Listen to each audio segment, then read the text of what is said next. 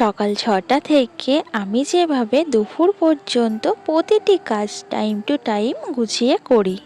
শুভ সকাল বন্ধুরা, কেমন আছো তোমরা সবাই? আশা করছি কাছে দূরে যে যেখানেই আছো সবাই খুবই ভালো আছো, সুস্থ আছো। আর তোমাদের ভালোবাসায় আমরাও সবাই খুবই ভালো আছি। তো এখন সকাল ৬টা বাজে। এখন থেকেই তোমাদের সবাইকে সঙ্গে নিয়ে নতুন একটা সকালকে সঙ্গে নিয়ে প্রতিদিনের মতো আবার একটা নতুন ভিডিও শুরু করছি। আশা করছি আজকের ভিডিওটা একটু হলেও ভালো লাগবে। আজ মঙ্গলবার, তো চলো রান্নাঘর থেকে আজকে ভিডিওটা শুরু করা যাক। রান্নাঘরে এসে গ্যাস ওভেনটা পুছে নিলাম, তারপর রান্নাঘরটা পরিষ্কার করে নিয়ে বেসিনে বাসন ছিল, বাসনগুলো সব এখন ধুয়ে মেজে নেবো। কাল রাত্রে কাজ সারতে সারতে অনেকটাই দেরি হয়ে গেছিলো, তার জন্য আর বাসনগুলো মেজে ধুয়ে রাখতে পারিনি। আর এখন ঠান্ডাও পড়ছে। আর কি বলতো, ওপরের চারিদিকটা তো ফাঁকা আর পাশেই লাইন, তো ফাঁকা জায়গা দিয়ে না ঠান্ডা হাওয়াটা ভীষণ আসে আর প্রচণ্ড ঠান্ডা লাগে। নিচের ঘরে আবার অতটা ঠান্ডা লাগে না, কিন্তু তো রাত্রিবেলাটা আর এই সকালবেলা ভোরবেলাটা প্রচণ্ড ঠান্ডা লাগে আর হাওয়া দেয় তো ভীষণ শীত করে।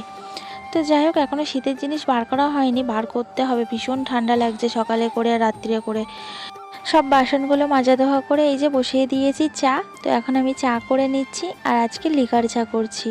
তো এখানে চাটা আমার হয়ে গেছে, এখন আমি চাটা দেখো ছেঁকে নিচ্ছি এক এক করে।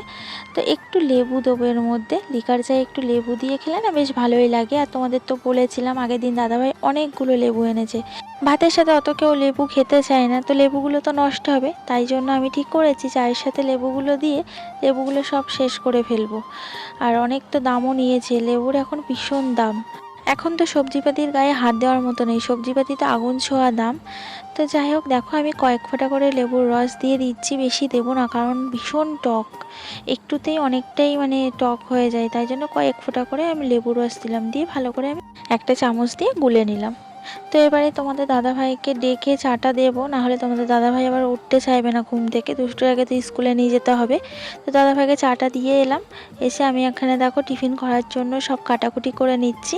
আর আমিও না একটু চা খেয়ে নিয়েছি, কারণ ঠান্ডা ঠান্ডা লাগছে তো, চাটা খেলে একটু গরম হবে গাটা আর কাজ করতেও এনার্জি আসবে। অন্য সাইডে কিন্তু ভালোই ঠান্ডা পড়ে গেছে, যেমন আমার বাবার বাড়ির ওদিকে কিন্তু ভালোই ঠান্ডা পড়ে গেছে। মা বলছিল যে সকালবেলার দিকে নাকি ভীষণ ঠান্ডা লাগে। ওদিকে তো সব সোয়েটার চাদর সব বার করা হয়ে গেছে। আমাদের দিকে এখনও যদিও কেউ সোয়েটার চাদর পরে না, এখনও তো তেমন ঠান্ডা পড়েনি, ওই জন্য বারও করেনি এখনও কেউ। তবে এবার বার করবে, এবার আর হালকা হালকা বেশ ভালোই ঠান্ডা লাগছে। আমিই তো বার করব ভাবছি, বাট একটু সময় করে আমাকে বার করতে হবে। কেন বলো তো, খাটের বক্সের ভিতরে রাখা সব জিনিসপত্র রাখতে রাখতে শীতের জিনিসগুলো ভিতরের দিকে ঢুকে গেছে। দুষ্টুর ব্যাগটা গুছিয়ে নিলাম, টিফিনটাও গুছিয়ে এই যে পেস্ট লাগিয়ে ব্রাশে চলে এলাম নিচে। আর এখন দেখো 8টা বাজতে যায় আর ও কি সুন্দর আরামে ঘুমাচ্ছে। এখন দেখো তোমরা শুধু ওকে ডাকতে কতটা কষ্ট করে ওকে ডাকতে হয় আর কতটা সময় লাগে দেখো শুধু। কিছুতেই ওর ঘুম ভাঙতে চায় না। আমি কিন্তু প্রত্যেকটা দিন এভাবেই ওকে টেনে টেনে তুলি, ও কিছুতে উঠতে চায় না। টেনে তুলবো আবার শুয়ে পড়বে, তো আবার টেনে টেনে তুলবো। আর বড় হয়ে গেছে না এখন, না আর হয় না, খুবই কষ্ট হয় আমার। তোমরাই দেখো ওর চোখ থেকে ঘুম আর যায় না, ওর ঘুম ভাঙতেই চায় না। ওকে টেনে দাঁড় করিয়ে দিলাম, ও দেখো আবার শুয়ে পড়লো। তো এভাবেই প্রত্যেকটা দিন সকালবেলা আমাকে টেনে টেনে ওকে তুলতে হয়। তারপর অনেক কষ্টে ওকে তুললাম, তুলে এই যে হাতে ব্রাশ দিয়ে দিলাম, তাও দেখো ব্রাশটা নেবে না, বাইরে গিয়ে রাগ দেখাচ্ছিল। তো ব্রাশটা করিয়ে দিলাম, তারপরে এই যে ঘরে এসে ওকে ড্রেসটাও করিয়ে দিয়েছি, ও কিন্তু পুরো রেডি। আর এই যে ওর বাবার সঙ্গে বেরিয়ে যাচ্ছে এখন স্কুলে।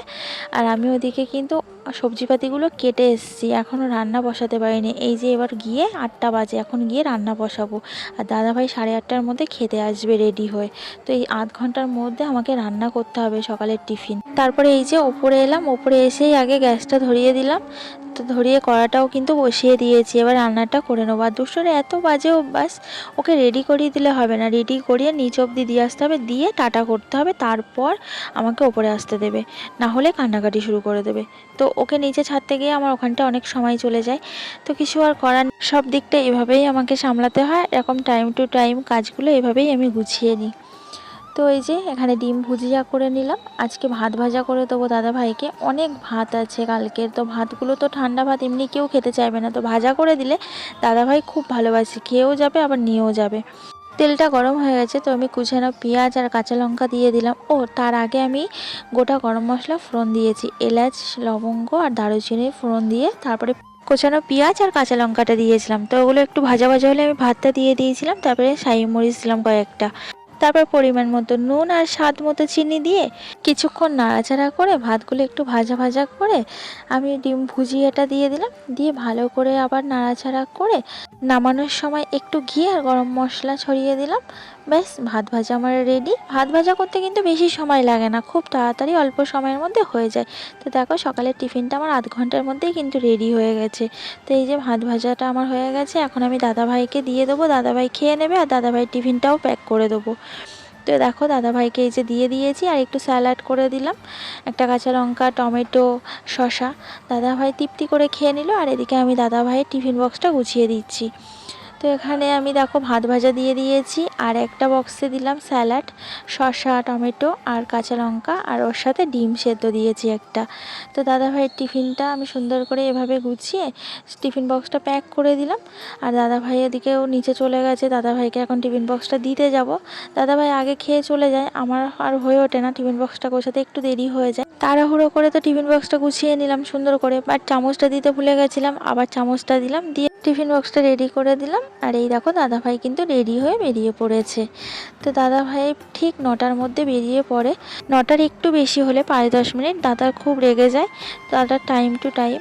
তো এই যে দাদাভাই বেরিয়ে গেল, আর আমি এখন ঘরের কাজগুলো করে নেবো। হাতে মাত্র আমার আধ ঘন্টা মতো সময় আছে, দুষ্টাকে আনতে যেতে হবে। তো এভাবেই টাইম টু টাইম আমি সংসারের কাজগুলো কিন্তু গুছিয়ে করি। তো এখানে দেখো আমি নিচের ঘরে বিছানাটা তুলে নিয়েছি, নিয়ে আমি চাদরটা টান টান করে পেতে আমি বিছানাটা ঝেড়ে নিলাম, নিয়ে এখন ঠান্ডা পড়েছে হালকা হালকা, তো এই কম্বলটা গায়ে দিই। তো এই পাতলা কম্বলটা ভাঁজ করে নিলাম, তারপরে বালিশগুলো সুন্দর করে জায়গাতে তুলে রাখলাম। তো তারপরে আমি ঘরটা এখন ঝাড় দিয়ে নেবো। তো এখানে ঘরটা আমি ভালো করে এখন ঝাড় দিয়ে নিচ্ছি। আর ঘরে দেখো কত কাগজ কুচিয়েছে, কালকে এই যে দুষ্টুটা বসে বসে কাগজ কুচিয়ে নোংরা করছিল না, সেই সমস্ত কাগজ দেখো ঘরের মধ্যে ফেলেছে। অন্যদিন রাত্রেবেলায় ঘরটা ঝাড় দিয়ে নিই, আর কালকে ঝাড় দেওয়া হয়নি, তার জন্য সেই কাগজ কুচানোগুলো ঘরেই থেকে গেছিলো। তো ঘরটা ঝাড় দিয়ে এই যে সিঁড়িগুলো সব ঝাড় দিয়ে নিলাম, ওপর থেকে সিঁড়িটা ঝাড় দিতে যেতে এলাম, এবার নিচ অবধি পুরোটা ঝাড় দিয়ে নেবো ভালো করে। তো সব ঝাড় দিয়ে চলে এলাম ঘর পুছতে। তো ঘরটাকে এখন আমি ভালো করে পুছে নেবো, তারপরে সিঁড়িগুলো তো আছেই, সমস্ত ঘর দুয়ার তো আছেই। আর এখন হাতে মাত্র আর 5-10 মিনিট মতো সময় আছে। তো ঘরটা পুছে নিয়ে তারপরে স্নানটা সেরে রেডি হয়ে দুষ্টাকে আনতে যাব। তো আমার সব ঘরগুলো পোছা হয়ে গেছে, এবার সিঁড়িগুলো পুছে নেবো একদম নিচে অবধি, তারপরে স্নানটা সেরে নেবো। যত তাড়াতাড়ি করার চেষ্টা করি দুষ্টাকে একটু ঠিক টাইমে আনতে যাব, আর কিছুতে হয় না। দেখো তো ঘড়িতে পুরো 10টা বাজে, তো 10টায় যেখানে দুষ্টুটার ছুটি হয়, কি আর করব বলো, সব দিকে সামলে আমাকে যেতে হয়। তো এবার রেডি হয়ে গেছি, আর এখন দেখো 10টা 20 বাজে, কিছু করার নেই, রেডি তো হব। তো রেডি হয়ে যে বেরিয়ে পড়েছি, আর এখন দেখো হেঁটে হেঁটে যাচ্ছি, খুব তাড়াতাড়ি হাঁটছি কিন্তু। তো প্রায় চলে এসেছি স্কুলের কাছে, আমি রোডে উঠে গেছি, এখন এবার আর একটু গেলেই দুষ্টুটার স্কুল। অনেকক্ষণ আগে তো ছুটি হয়ে গেছে, এই দেখো সব বাচ্চারা যাচ্ছে। আর এমনিতে কী বলতো, ওদের স্কুলে যতক্ষণ গার্জেন না যায় ততক্ষণ তো বার করে না, ওই জন্য কোনো ভয় নেই। তো যতক্ষণ আমি যাব না ততক্ষণ ও ঘরের ভিতরে বসে থাকবে, তার জন্য একটু দেরি হলেও কোনো অসুবিধা নেই। আর ওই দেখো সবুজ সেটের যে ছাউনিটা, ওইটা হলো দুষ্টুটার স্কুল। একদম স্কুলে চলে এসেছি, এবার দুষ্টটাকে নেবো। আর ওই যে অপর সাইডে হনুমান মন্দির, তো এই জায়গাটার নাম হনুমান মন্দির। স্কুল থেকে দুষ্টটাকে নিয়ে এই যে আমরা এখন টোটোয় বসে রয়েছি, আর দেখো একটাও লোক নেই, শুধু আমি আর দুষ্টু আছি। 2-3 জন না হলে ছাড়বে না, আরও 2-3 জনকে নেবে তারপরে ছাড়বে। এখন অবধি দুষ্টুটার ভাড়া নেয় না, পরের বছর থেকে হয়তো নেবে। অনেকক্ষণ বসে থাকার পর 2 জন প্যাসেঞ্জার হলো। তো যাই হোক, এই দেখো আমরা কিন্তু একেবারে বাড়ির সামনে চলে এসেছি, আর এইটা কিন্তু আমাদের বাড়ির সামনের গলিটা। রোড থেকে টোটো ধরে বাড়ি আসার সময় পুরো বাড়ির সামনেই নামা যায়, আর যাওয়ার সময় অনেকটা দূর গিয়ে তারপরে টোটো ধরতে হয়। দুষ্টুটা তো নেমেই হাঁটা শুরু করেছে জোর পায়ে। এই যে দুষ্টুটাকে নিয়ে বাড়ি চলে এলাম, আবার সংসারের কাজে লেগে পড়তে হবে। তো যাই হোক, এই যে মহাশয় আস্তে আস্তে 1-2 পা করে করে ঘরে ঢুকলেন। তো বাড়ি এসে দেখি মেয়ে এই যে সব কাটাকুটি করেছে, আর এদিকে তেলও বসিয়ে দিয়েছে, পাস্তাটাও সেদ্ধ করে রেখেছে, ও পাস্তা বানাচ্ছিল। তা আমি বললাম ছাড়, আমাকে দে, আমি করে দিচ্ছি, তোকে করতে হবে না। তাই এই যে এখন পাস্তা বানাই, এখন পাস্তা খাবে। তারপরে এই যে এসেই পাস্তা রান্না করতে বসে পড়লাম। আর ভালো লাগে না জানো তো, শান্তি নেই। সব কিছু কত সুন্দর নিজে নিজে করেছে, পেঁয়াজ কুচিয়েছে, টমেটো কুচিয়েছে, লঙ্কা কুচিয়েছে, আবার পাস্তাটা সেদ্ধও করেছে। তো কত সুন্দরভাবে সব কাজগুলো করেছে। তো পাস্তাটা রান্না হয়ে গেছে আর আমি এখানে দেখো প্লেটে তুলেও নিয়েছি। এবার আমি ওদেরকে দিয়ে দেবো খেতে। আর আমার জন্য এই যে একটু রেখে দিয়েছিলাম সেটাই নিয়ে এখন বসেছি, এখন খাওয়া দাওয়াটা করে নিই। অন্যদিন সকালবেলায় কিন্তু আমার খাওয়া হয় না, সে একেবারে দুপুরবেলায় গিয়ে খাই, আর সকালবেলায় চা খাই একটু।